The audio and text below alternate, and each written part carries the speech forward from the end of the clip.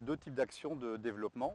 L'un qui s'appelle le programme REVA, qui est un programme qui existe sur le plan national. Ce programme réunit donc des agriculteurs qui vont donc apprendre à piloter et à comprendre la qualité biologique de leur sol à partir de l'utilisation d'indicateurs de la biologie des sols qui sont proposés par un certain nombre d'organismes de recherche. En Franche-Comté, il a été donc proposé quelque chose de similaire, mais peut-être plus axé sur du développement, qui est ce programme Gaïa, groupe d'agriculteurs pour innover en agronomie.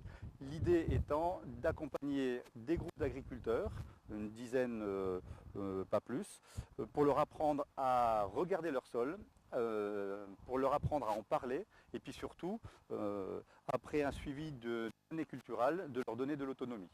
Les chambres d'agriculture proposent un certain nombre de prestations. Je vais en citer deux qui sont importantes.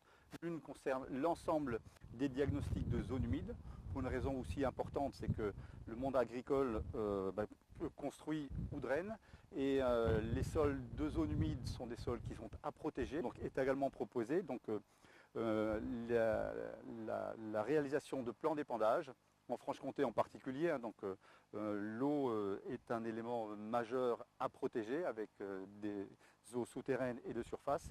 Et il était important de pouvoir réaliser dans de bonnes conditions et avec de la compétence des plans d'épandage à partir desquels les agriculteurs vont pouvoir épandre avec le minimum de risques. Il y a d'autres prestations, ce sont les suivis de chantier, et actuellement donc, les collègues de la Bourgogne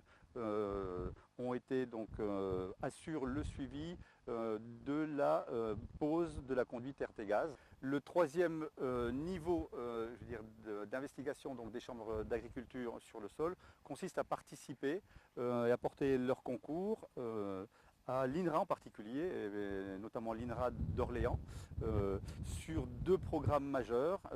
L'un, c'est le réseau de mesure de la qualité des sols, c'est la mise en place de l'ensemble des sites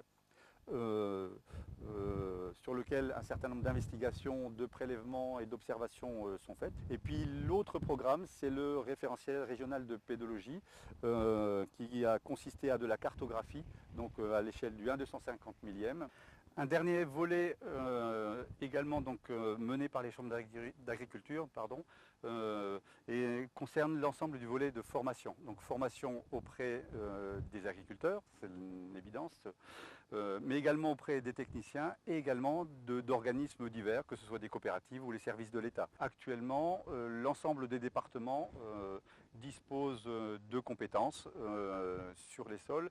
Et puis pour fédérer un petit peu ces compétences, un groupe sol existe qui nous permet un petit peu d'échanger sur nos diverses actions et puis de proposer à l'ensemble de nos collègues de chambre des actions de formation, d'information ou d'aide méthodologique sur tel ou tel sujet.